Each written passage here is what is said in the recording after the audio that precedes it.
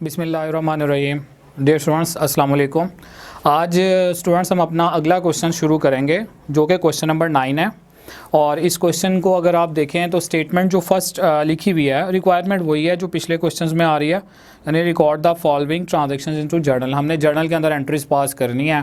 तो जर्नल का फॉर्मेट मैंने आपको बताया हुआ है किस तरह से बनाना है, और जिन्होंने जो है वो ये फर्स्ट वीडियो है जिनकी, वो जो है वो इसकी बेस देख सकते हैं। जर्नल के क्वेश्चन स्टार्ट करने से पहले मैंने इसकी जो है वो बेसिक्स बताई थी कि जर्नल है क्या, क्यों हम ये फॉर्मेट ड्रॉ करते हैं, पर्पज़ क्या है इसका, और इसमें जो है वो रिकॉर्डिंग वगैरह किस तरह से होती है।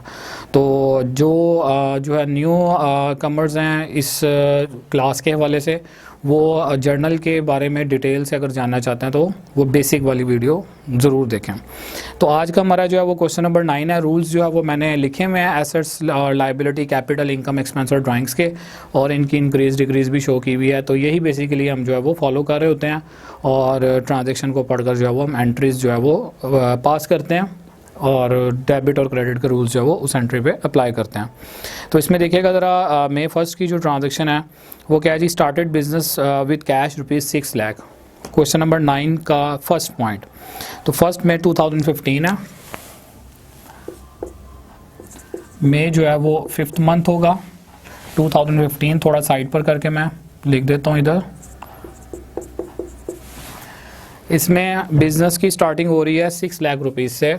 तो आपने करना क्या है, बिज़नेस जब भी स्टार्ट होता है, बिज़नेस में पैसे आते हैं, जब भी बिज़नेस में कैश आएगा, कैश इंक्रीज़ होगा, इसका मतलब है कि एसेट इंक्रीज़ होगा, क्योंकि कैश जो है वो हमारे बिज़नेस का एसेट होता है। एसेट हर उस आइटम को कहते हैं जिसका कारोबार को बेनिफिट हो। तो कैश का चूँकि बिज़नेस को बेनिफिट होता है, दैट इज़ वाई कैश हमारा एसेट है, और एसेट जब भी इंक्रीज़ होता है हमेशा उसको डेबिट करते हैं।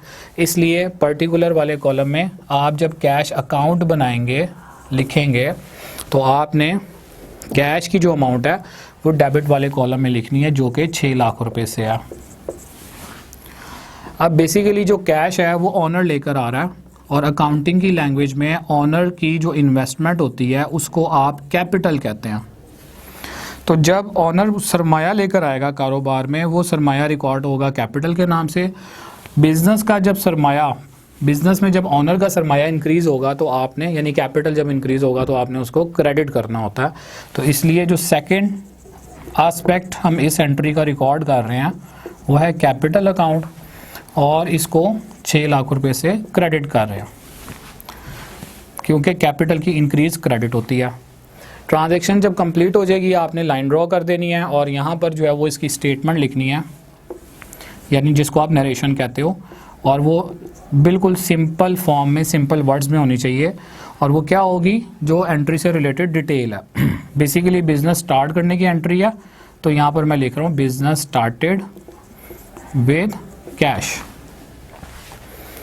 नेक्स्ट ट्रांजैक्शन देखिएगा स्टूडेंट्स, लिखा हुआ जी deposited cash into bank ₹4 lakh. 4 lakh रुपया जो है वो बिज़नेस के बैंक में जो है वो बैंक अकाउंट में जमा करवाया जा रहा है। अब बेसिकली जब आप इसको देखते हो तो जो बिज़नेस में कैश पड़ा हुआ है वहाँ से आपने कैश क्या किया, आउट किया, और वो पैसे आपने बैंक अकाउंट में सबमिट करवा दिए, डिपॉजिट करवा दिए। इसका मतलब है कारोबार से पैसे निकाले और बैंक में जमा करवा दिए। जब बैंक में आप पैसे डिपॉजिट करवाओगे तो बैंक अकाउंट आपका बढ़ जाएगा। अब फ्यूचर में जो है आप बैंक से पैसे निकलवाएंगे, बैंक में पैसे डिपॉजिट करेंगे, इट मीन्स कि जो बैंक अकाउंट हम बैंक में खुलवाते हैं अपने बिज़नेस के लिए या पर्सनल यूज़ के लिए, हमें बैंक अकाउंट का फ़ायदा होता है। और जो चीज़ भी बिज़नेस को बेनिफिट देती है वो हमारा एसेट होती है। अब यहाँ पर चूँकि बैंक अकाउंट ओपन हो रहा है और उसमें पैसे डाले जा रहे हैं, डिपॉजिट हो रहे हैं, इसका मतलब है बैंक अकाउंट में इंक्रीज़ आएगी। बैंक चूँकि एसेट है, तो एसेट की जो इंक्रीज़ है, एसेट वाले रूल अप्लाई होंगे बैंक अकाउंट पर। एसेट की जो इंक्रीज़ होती है वो डेबिट होती है। इसलिए आपने क्या करना है, इधर बैंक अकाउंट को 4 लाख रुपीज़ से डेबिट कर लेना। और बेसिकली जो बैंक में पैसे डिपॉजिट हुए हैं वो कैश से आउट हुए थे, पहले मैं बता चुका हूँ। तो इसका मतलब ये होगा कि जो बिज़नेस का कैश है वो डिक्रीज़ होगा, कम होगा। तो जब कैश कम होगा, कैश के हवाले से मैं पिछली ट्रांजैक्शन में आपको समझा चुका हूँ कि कैश जो होता है वो बिज़नेस का एसेट होता है। तो जब कैश कम होगा इसका मतलब है बिज़नेस का जो एसेट है वो कम हो रहा है। तो एसेट में जब भी डिक्रीज़ होती है हमेशा उसको क्रेडिट करते हैं, इसलिए आपने यहाँ पर कैश अकाउंट को क्रेडिट करना है 4 लाख से। और एक शॉर्ट जो है वो एक्सप्लेनेशन दे देनी है जिसको आप नरेशन कहते हैं। और ये किस चीज़ की एंट्री पास की है आपने? डिपॉजिट करवाने की अमाउंट, या डिपॉजिट कैश भी लिख सकते हैं, इनटू बैंक। और यहाँ पर जब आप ट्रांजैक्शन की डेट देखते हो तो वो 2 मई की है, तो 2 मई 2015 को आपने ये एंट्री रिकॉर्ड किया। उसके बाद 7 मई की ट्रांजैक्शन है, bought goods by cheque. Goods purchase हो रही हैं और पेमेंट जो है वो उनकी चेक के थ्रू हो रही है। तो डेट मेंशन कर दें। जब भी आप गुड्स को परचेज़ करते हैं तो आपको बता चुका हूँ मैं पहले कि हमेशा गुड्स को परचेज़ करते वक्त परचेजेस अकाउंट बनता है, और जब गुड्स को सेल किया जा रहा होता है तो उसके लिए सेल्स अकाउंट हम जो है वो बनाते हैं। तो चूंकि जब हम यहाँ पर गुड्स हम परचेज़ कर रहे हैं, इसका मतलब है कि परचेजेस आपकी जो है वो परचेजेस अकाउंट के नाम से आप अकाउंट बनाओगे। और बेसिकली जब आप चीज़ें ख़रीद रहे होते हो तो आप बेसिकली ख़र्चा एक कर रहे होते हो, यानी कि यहाँ पर आपके एक्सपेंस वाले रूल अप्लाई होंगे। और एक्सपेंस का रूल क्या है कि जब भी एक्सपेंस बढ़ता है आप हमेशा उसको डेबिट करते हैं। तो जितने रुपए की आपने गुड्स खरीदी हैं उनको गुड्स के नाम से नहीं लिखना, बल्कि परचेजेस अकाउंट के नाम से आप लिखेंगे और इधर जो है वो इसकी अमाउंट डाल देंगे जो कि क्वेश्चन के अंदर बताई हुई है 1,50,000 से। तो गुड्स की परचेज की है, डेबिट किया, एक्सपेंस वाला रूल लगाया, इंक्रीज हो तो डेबिट करते हैं। और यहाँ पर जब क्रेडिट साइड पर देखेंगे तो पेमेंट किस तरह से हो रही है? By cheque. तो जब चेक का वर्ड आएगा इसका मतलब है कि जिस पार्टी से हमने गुड्स खरीदी हैं उनको हमने पेमेंट कैश में नहीं की बल्कि उनको चेक इशू किया। अब लाजमी बात है वो पार्टी जो है वो चेक बैंक में लेकर जाएगी और बैंक से पैसे निकाल लेगी, ठीक है। तो अंडरस्टूड बात है कि हमारा जो बैंक अकाउंट है वो डिक्रीज़ होगा। यानी कि फिर आप इसको सिंपली यूँ कह सकते हैं कि जब भी हम किसी को चेक इशू करते हैं, जब भी हम चेक किसी को देते हैं तो हमेशा हमारे बैंक अकाउंट में कमी आती है, डिक्रीज़ आती है। तो इसका मतलब ये होगा कि जो बैंक होगा वो आपका कम हो रहा है। बैंक अकाउंट के बारे में मैं पिछली ट्रांजैक्शन में बता चुका हूँ कि ये हमारा एसेट होता है, और एसेट में जब भी कमी आती है, जब भी डिक्रीज़ होती है, हमेशा उसको क्रेडिट करते हैं। तो चूँकि बैंक अकाउंट डिक्रीज़ हो रहा है इसलिए आपने इसके ऊपर एसेट वाला रूल अप्लाई करके तो क्रेडिट करना है, क्योंकि बैंक एसेट है और एसेट की डिक्रीज क्रेडिट है। तो ये एंट्री आपकी स्टूडेंट्स पास होगी। और यहाँ पर आप जो है इससे रिलेटेड जो है वो डिटेल लिख देंगे, नरेशन लिख देंगे। इसको क्या बोलेंगे यहाँ पर कि गुड्स परचेज की गई हैं, purchase goods by cheque. Second last transaction students देखिएगा, लिखा हुआ जी 10 मई की ट्रांजैक्शन है, कमीशन पेड बाय चेक ₹500। तो 500 जो है वो कमीशन पे किया गया। तो यहाँ पर डेट मेंशन करें। उसके बाद आप कमीशन को देखें। कमीशन जो है वो लिया भी जा सकता है और दिया भी जा सकता है। अगर हम किसी का कोई काम कर रहे हैं, कोई सर्विसेज हम किसी को दे रहे हैं अपनी, और वो हमें जो है वो कमीशन दे रहा है, तो वो ऐसी सूरत में हमारे लिए कमीशन रिसीव होगा, ठीक है। तो जब हम किसी से कमीशन रिसीव कर रहे होते हैं अपनी सर्विसेज देने के बदले में, तो वो हमारी इनकम होती है। और अगर हम किसी को कमीशन दे रहे हैं, ठीक है, तो वो डेफिनेटली हमारे लिए क्या होएगा? एक्सपेंस होएगा। तो कमीशन रिसीव 2 तरह से पॉइंट आ सकता है क्वेश्चंस के अंदर, या तो कमीशन रिसीव की बात हो रही होगी या कमीशन पे करने की बात हो रही होगी। कमीशन जब रिसीव कर रहे होंगे वो हमारी इनकम होगी, उसके ऊपर इनकम वाले रूल अप्लाई करेंगे।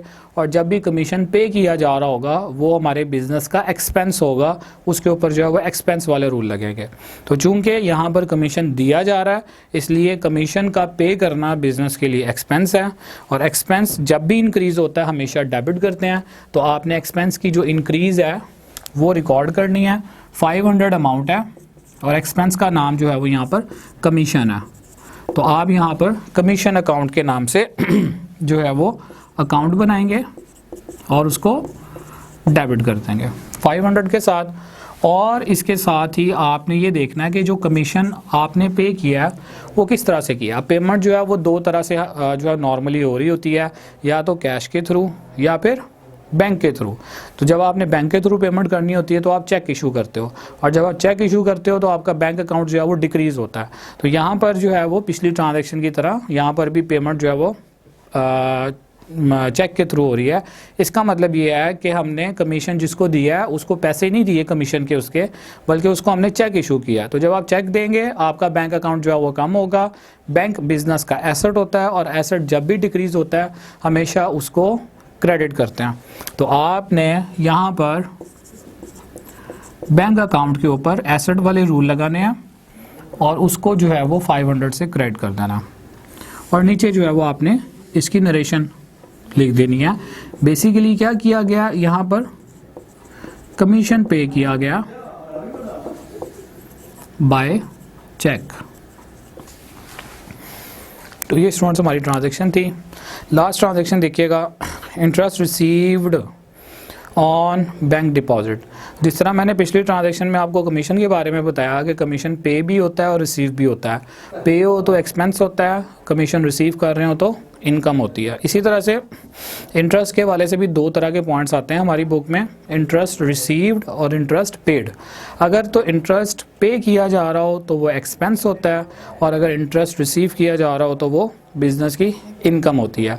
इंटरेस्ट के बारे में मैं पहले भी बात कर चुका हूँ कि ये हमारे मज़हब के पॉइंट ऑफ व्यू से अगर देखें तो ये सूद जो होता है वो बिल्कुल हराम है, और इसके बारे में जो है वो कुरान और हदीस में जो है वो मुकम्मल तौर पर कतई तौर पर ये बात की गई है कि सूदी मामलात में जो है वो शामिल होना, उनमें जो इन्वॉल्व होना और उसका सूदी मामलात में लेन देन करना जो है वो इंतहाई सख्त गुनाह का काम है। हम लोग यहाँ पर जब इंटरेस्ट की बात करते हैं तो हमारा यहाँ पर जो पर्पज़ है वो बेसिकली नॉलेज के पॉइंट ऑफ व्यू से है कि हमें पता लगे कि इंटरेस्ट जो है वो ओवरऑल इंटरेस्ट का सिस्टम वर्क कैसे कर रहा है, सो दैट कि हम उसके अल्टरनेटिव कोई system Islamic point of view से जो है वो देख सकें, ला सकें, या उसके मुतबादिल कोई इफेक्टिव जो है वो हम और कोई और तरीक़ाकार इख्तियार कर सकें।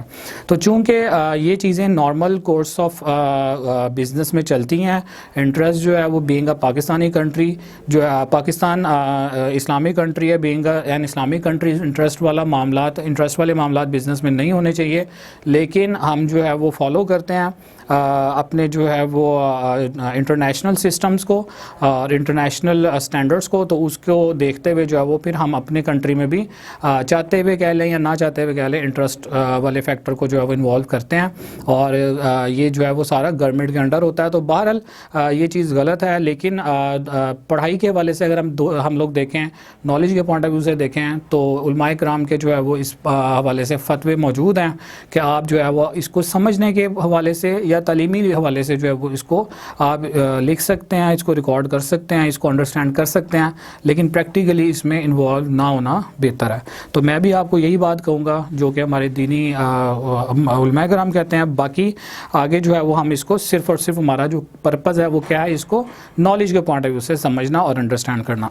तो आ जाएँ ज़रा इस ट्रांजैक्शन को देख लेते हैं कि interest received on bank deposit. Interest receive हो रहा है बैंक डिपॉजिट्स पर। होता ये है कि कुछ जो है वो बैंक में अकाउंट इस तरह के होते हैं जिस पर जो है वो आप जिसमें डिपॉजिट करवा दें अगर पैसे, तो बैंक जो है वो इंटरेस्ट पे करता है। अब जैसा कि बड़ा एक फेमस अकाउंट है जिसको फ़िक्स डिपॉजिट अकाउंट कहते हैं बैंक का, उसमें जो है वो आप एक ख़ास मुद्दत के लिए जो है वो बैंक में पैसे डिपॉजिट करवाते हैं, और बैंक जो है वो उस अमाउंट के ऊपर इंटरेस्ट दे रहा होता है। फ़र्ज़ किया एक पर्सन ने जो है वो 10 लाख रुपया जो है वो जमा करवाया बैंक में, और बैंक ने जो है उसको 3% की जो है वो ऑफ़र की है कि 3% आपको हर महीने जो है या सालाना बेसिस के ऊपर जो है वो 3% के हिसाब से इंटरेस्ट मिलेगा। तो रेट ऑफ इंटरेस्ट जो है, आप जो भी इंटरेस्ट के पैसे उसकी जमा हुई हुई रकम के ऊपर बैंक उसको दे रहा होगा ना, लाजमी बात है वो उसको बुला कर नहीं देगा, बल्कि उसके अकाउंट में वो पैसे डिपॉजिट करेगा। तो जब उसके अकाउंट में वो पैसे डिपॉजिट करेगा तो डेफिनेटली इंटरेस्ट के पैसे अकाउंट में आने की वजह से उस बंदे का, उस कस्टमर का बैंक अकाउंट इंक्रीज़ होगा। लिहाजा यहाँ पर आपने बैंक अकाउंट को डेबिट करना है, क्योंकि बैंक जो है वो एसेट होता है और एसेट जब भी बढ़ता है हमेशा उसको डेबिट करते हैं। एसेट की इंक्रीज डेबिट होती है, इसलिए बैंक अकाउंट को डेबिट करेंगे। अमाउंट जो है उसकी 250 है, तो 250 से आपने यहाँ पे इसको डेबिट कर लिया। बेसिकली जो है ये जो बैंक में पैसे आ रहे हैं ये बैंक ही दे रहा है उस अमाउंट पर जो कि उस कस्टमर ने डिपॉजिट करवाई हुई है, ठीक है। तो 250 रुपये बैंक में आएंगे, बैंक अकाउंट इंक्रीज़ होगा। अब ये आने की वजह क्या है, क्योंकि हम डबल एंट्री सिस्टम को फॉलो कर रहे हैं अकाउंटिंग के अंदर, तो हम जो है वो हमेशा हर ट्रांजैक्शन का दूसरा इफेक्ट भी लिखते हैं। तो ये जो 250 रुपये बैंक अकाउंट में आ रहे हैं, ये आ कहाँ से रहे हैं, असल में इसकी रीज़न जो है वो इंटरेस्ट है। तो इंटरेस्ट मैंने बताया था कि अगर रिसीव हो रहा हो तो वो बिज़नेस की इनकम होता है, इसलिए आपने इसके ऊपर इनकम वाले रूल लगाने हैं। और इनकम जब भी बिज़नेस की इंक्रीज़ होती है हमेशा उसको क्रेडिट करते हैं। तो 250 से आप इधर क्रेडिट करेंगे और इधर जो है वो इंटरेस्ट के नाम से अकाउंट जो है वो लिख देंगे। इंटरेस्ट अकाउंट क्रेडिट हो रहा हो तो इसका मतलब है वो इनकम है। तो यहाँ पर आप इंटरेस्ट रिसीव्ड अकाउंट भी लिख सकते हैं, उससे कोई फ़र्क नहीं पड़ता, दोनों तरह से जो है वो एंट्री ठीक समझी जाएगी। यहाँ पर जब आप इसकी रिकॉर्डिंग करेंगे तो क्या लिखेंगे, रिसीव्ड बैंक इंटरेस्ट। ये वाली जो ट्रांजैक्शन थी स्टूडेंट्स, ये थी 15 मई की। तो क्वेश्चन नंबर 9 हमने कंप्लीट सॉल्व कर लिया। इस क्वेश्चन में अगर आपका कोई मसला हो, कोई पॉइंट हो तो आप लाजमी बताइएगा। इंशाल्लाह मैं अपनी अगली वीडियो में जो है वो क्वेश्चन नंबर 10 आप लोगों के साथ शेयर करूँगा। Thank you.